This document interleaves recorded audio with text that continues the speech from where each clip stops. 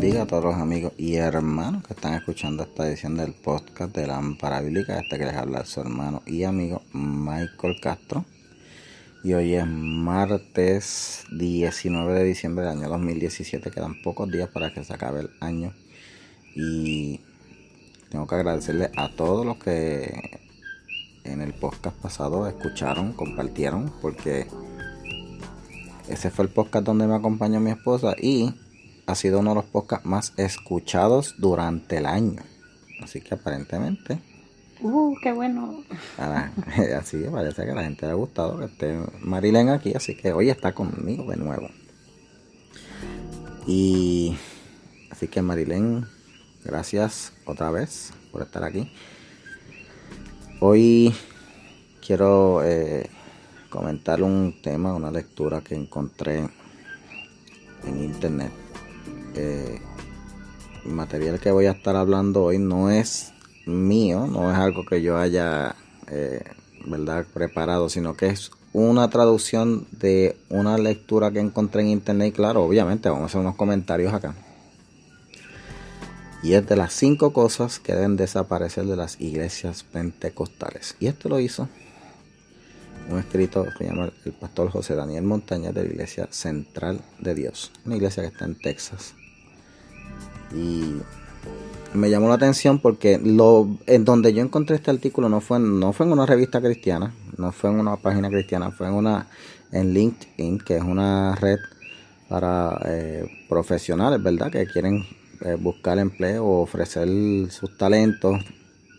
Y me está raro, ¿verdad?, que lo encuentro ahí. Y yo digo, wow, vamos a leerlo. Y hay algo que llama la atención porque es un tema que a mí me toca de cerca, porque yo me crié y por muchos años perseveré en la iglesia pentecostal, al igual que mi esposa. Y estas son cosas que nosotros hemos visto y que tenemos que concordar. Yo todavía quiero mucho la iglesia pentecostal. Fue la iglesia donde me crié, fue donde me formé, fue donde aprendí y viví unas experiencias muy buenas. Pero este artículo del pastor José Daniel Montañez llama la atención porque él dice: estas cosas tienen que desaparecer. La primera cosa que él menciona dice, sermones con poco o ningún contenido bíblico. Sermones donde hay mucha emoción y poca interpretación. Y sí, yo vi eso mucho. Yo vi eso mucho cuando estaba criándome en la iglesia, mientras perseveraba. Era una de las cosas que más me llamaba la atención. De hecho, cuando tuve la oportunidad, una bendición de poder dar clase en un instituto bíblico, yo mencioné ese hecho. Que los pentecostales a veces pues tenían esta costumbre a veces de estos sermones llenos de emoción y mucho gloria a Dios, mucho aleluya y mucho salto, pero cuando tú venías a ver no había un mensaje. Yo recuerdo un mensaje, bueno, no recuerdo el mensaje porque nunca lo entendí, pero recuerdo que era una capa. Y una capa para aquí, una capa para allá, y lo único que se me quedó hasta el día de hoy, eso fue cuando yo estaba jovencita, es la capa, pero nada más. 1 hora hablando y la única palabra que repetía era capa. Yo recuerdo uno que el predicador estuvo, y no exagero, estuvo casi 4 horas, y eso fue en un retiro, y eso era contando las anécdotas de la anécdota del otro, y al día de hoy no recuerdo nada. Claro, sí he estado en predicaciones que obviamente hay una bendición tremenda del Señor, y claro que sí, si uno se goza esos mensajes. Todavía yo me gozo esos mensajes, yo los escucho en podcast y eso por ahí. Ahora, la Biblia dice, 1 Corintios 14:3, que el que profetiza habla a los hombres para edificación, exhortación y consolación. Así que el mensaje, y aquí estamos hablando de la iglesia de los Corintios, que la iglesia de los Corintios era una iglesia que Pablo tuvo que llamar la atención, porque allí lo que había era un sal para afuera, donde aquello estaba lo loco. La iglesia de los Corintios, eso Pablo tuvo que decirle, mire, van a profetizar, cojan turno. Parece que la gente le separaban a hablar allí, no dejaban hablar a los otros y uno venía y interrumpía al otro. Y que eso se ha visto también. Y él decía, no. Todo con orden y tiene que llevar un propósito, edificar, exhortar y consolar. Así que eso tiene que estar presente. Y la consecuencia de ese tipo de sermones es que se llega a una desnutrición espiritual, porque se desarrollan las personas sin valores, no saben tomar decisiones, tienden a, como no saben de la Biblia, pues lo sustituyen por chisme y se entretienen más hablando de otras personas, y todo eso es consecuencia de eso, de enseñarle a dejarse llevar por lo que ven y no por la palabra. Sí, concuerdo, pero no voy a aportar nada más a eso. Adiós, ¿por qué? Bueno, porque así yo también lo vi. Dice este pastor, mira, no me asustes, que las otras la otra cosa que debe desaparecer de la iglesia pentecostal son las manifestaciones del Espíritu falsificadas. Y él lo dice así. Esto me trajo a la mente a mí, a Ananías y a Zafira, que en un momento, ¿verdad?, tratan de engañar al Espíritu Santo, caen muertos. Y hoy día, aunque el Espíritu Santo no está aplicando esa disciplina, porque si el Espíritu Santo estuviera aplicando esa disciplina hoy día, yo creo que las iglesias estarían vacías, estaría muriéndose medio mundo. Pero sí hay una muerte de otro tipo, con personas que quieren aparentar y a veces empiezan a hablar en lengua o a saltar o a gritar, porque tiene que haber eso, si no el mensaje no es mensaje. Y si no hay un zapatazo, si no hay un cantazo encima del púlpito, o sea, y a veces caen en el asunto de manifestaciones del Espíritu falsificadas, y la palabra que él usó fue falsificada. Cuando yo estaba traduciendo esto, yo decía, tiene que haber una forma menos fuerte, pero él usó la palabra falsificada, no fingida, falsificadas. Así que aquí tiene que haber discernimiento espíritu. Y eso es un problema que ha existido siempre, porque yo estaba leyendo un libro del pentecostalismo desde que nació en la calle Azusa, y estaba explicando eso, de que los líderes cuando comenzaron y veían ese tipo de manifestación, le pasaban por el lado y a la persona le decía, hermano, no deje que la carne hable. Ah, sí. Y tú lo tienes que haber leído también, sí, el libro. Del libro, sí. Y quiere decir que es un problema, no es nuevo. No es nuevo. Es que hay personas que a veces por querer aparentar, pues recurren a estas cosas. El problema es que es un problema, lamentablemente hay que orar, porque entonces se está haciendo un énfasis en algo que sí, el Espíritu se manifiesta de distintas maneras, pero no siempre va a ser de esa misma manera. El Señor puede hablar desde un torbellino de fuego, como hizo con Elías, hasta en el silbido apacible. Otra cosa que él dice es que tiene que desaparecer de la iglesia pentecostal es la actitud antieducativa. Y a mí nunca se me va a olvidar un mensaje que predicó Samuel Sullivan, que es un profesor de la Universidad Interamericana Pentecostal, que él dijo que él le dolía ver que no se le dé énfasis, no se le dé un refuerzo, no se le dé el lugar que merecen los maestros en la iglesia. Dedicar pocos recursos, darle a la escuela dominical como si fuera algo, pues, porque hay que cumplir, no. Y esa actitud está. Y también está la actitud que dicen, ten cuidado que la letra mata. Y claro, y lamentablemente están interpretando mal un texto que no tiene que ver nada con la educación. El mismo apóstol Pablo, cuando en el epístola, en 2 Timoteo 4:13, que le pide, mira Timoteo, tráeme el capote, tráeme los libros que dejé allá en Troas y los pergaminos. Cuando habla libros y pergaminos, eso es una diferencia. Los libros eran libros, pues, que no tenían que ver nada con religión. Los pergaminos eran el material religioso. ¿Ves? Los pergaminos de las escrituras. Así que no se puede dejar de estudiar, no se puede dejar de fomentar. Y en estos tiempos hace mucha falta la educación. Más en este tiempo, donde hay un bombardeo en contra del cristianismo de tipo intelectual. Muchas veces los muchachos llegan a las universidades y terminan más confundidos y fuera de los caminos porque no tienen una base. Y esa base no se les da en la iglesia. La otra cosa que él dice... Antes de que siga, esa actitud antieducativa se ve en pequeños detalles. Yo no sé qué tan de acuerdo estés conmigo, no tienes que estar de acuerdo, pero en pequeños detalles, como que los pastores viven del altar, pero los maestros no pueden vivir del altar. O sea que no se les remunera por el trabajo que hacen, y como si preparar una clase se preparara en 5 minutos.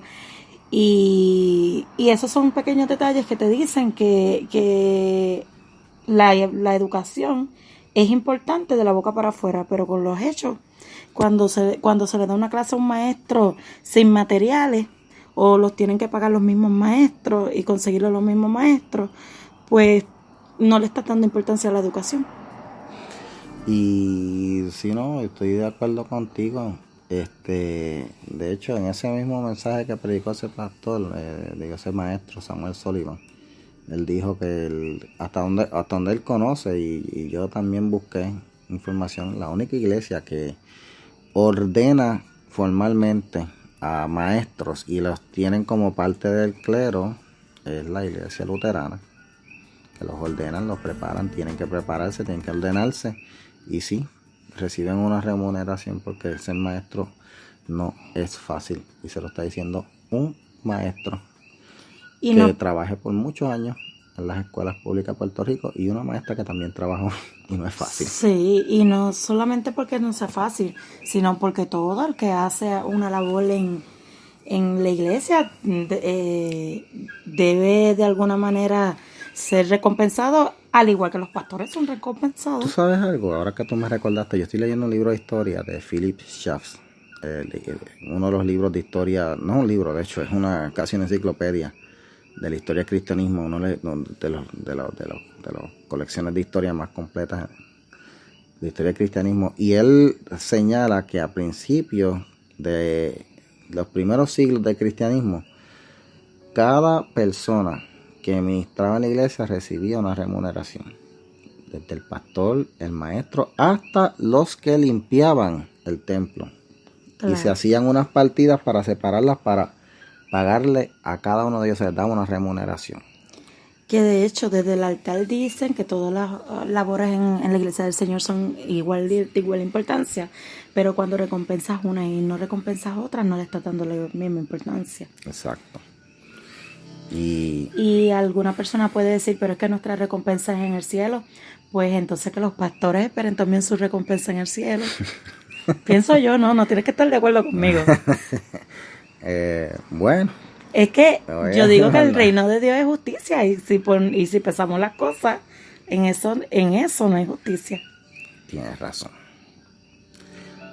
pero yo no me atrevo a decirlo así como tú lo dices, pero por eso estoy aquí. Tú estás aquí, me complementas, y yo, lo que yo no me atrevo a decirlo, tú lo dices, lo que tú no te atreves lo digo yo. Bueno, gloria a Dios, porque es para eso el Señor nos unió. El énfasis en la apariencia exterior, y esto sí, yo desde pequeño lo vi, el énfasis en la vestimenta, y ahora que hay que hacer claro algo.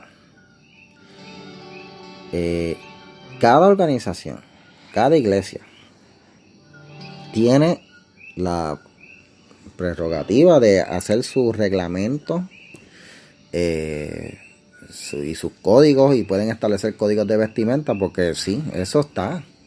Ahora, eso no puede ser elevado a nivel de doctrina. La doctrina es lo que está en la Biblia, y la Biblia no especifica vestimenta que diga este se tiene que vestir así, esta se tiene que vestir así.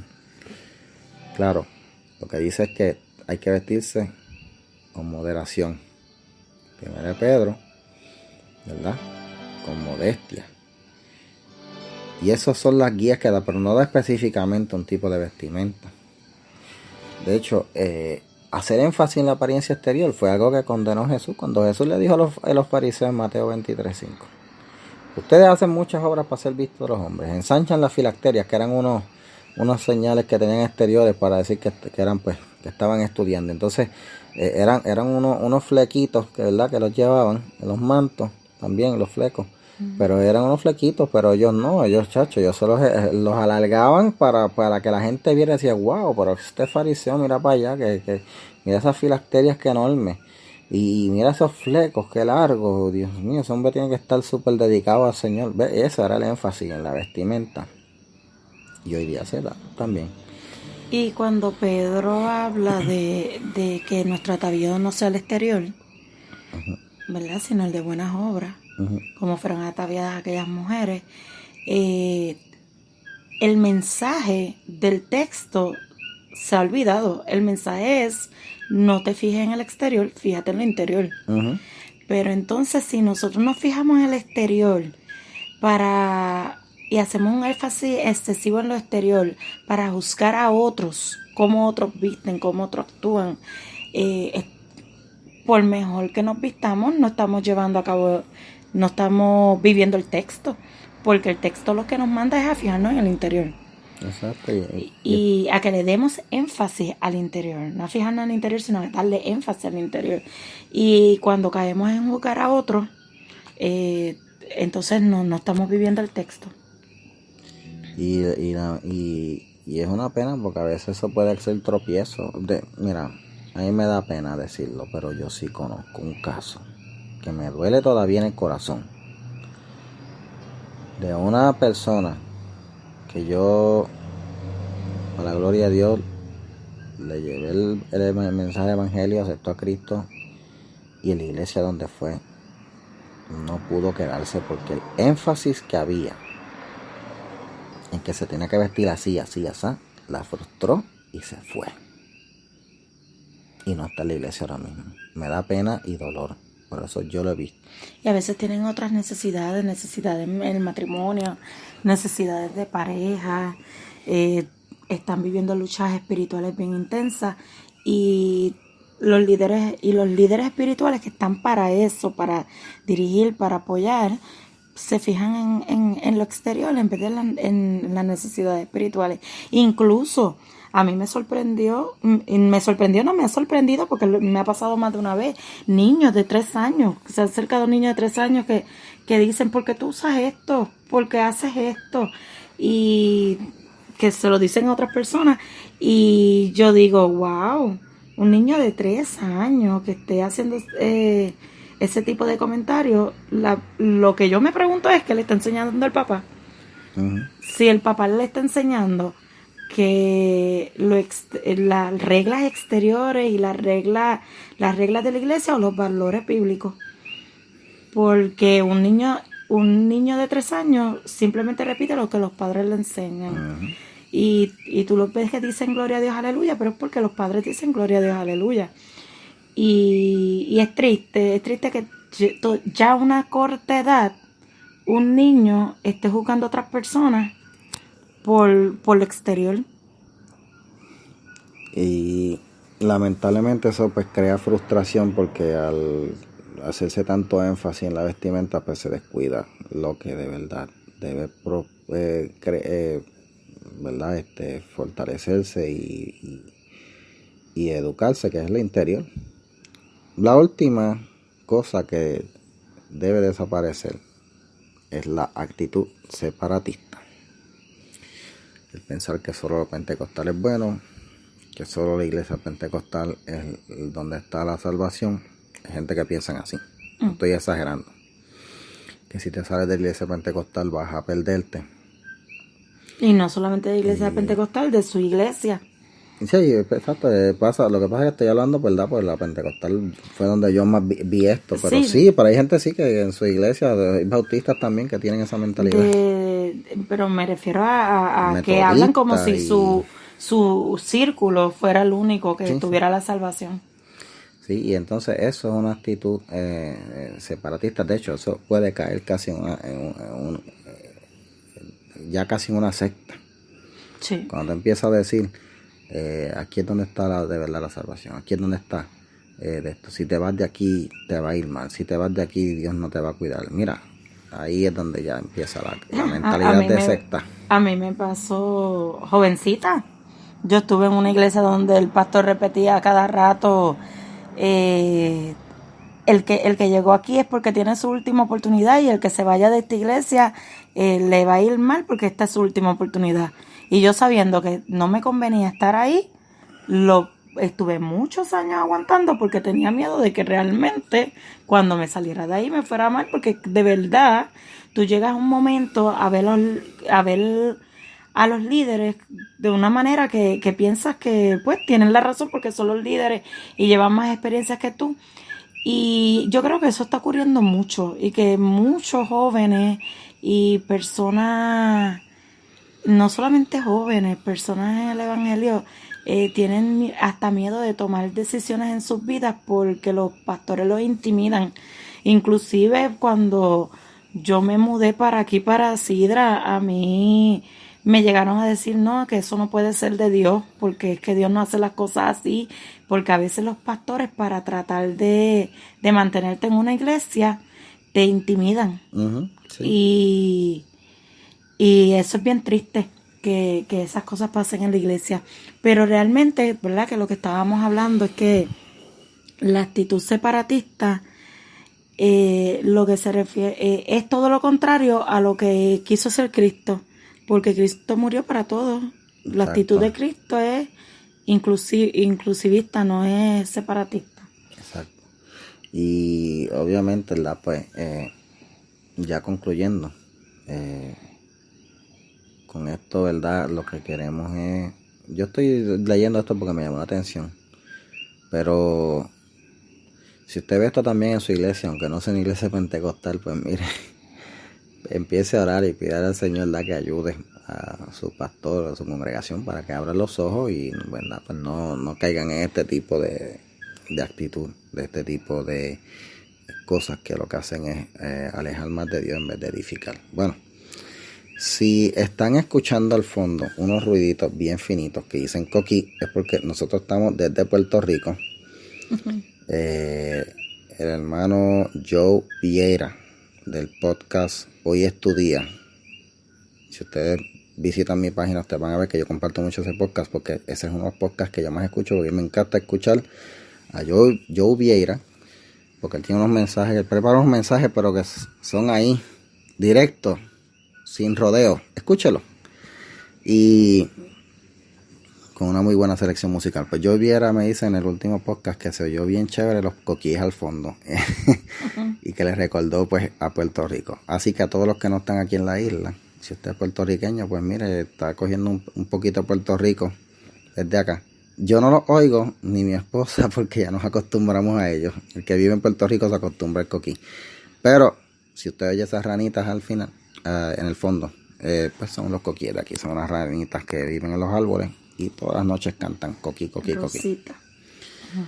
Así que gracias a todos y hasta aquí llega este podcast y será hasta la próxima. Que Dios les bendiga. Amén.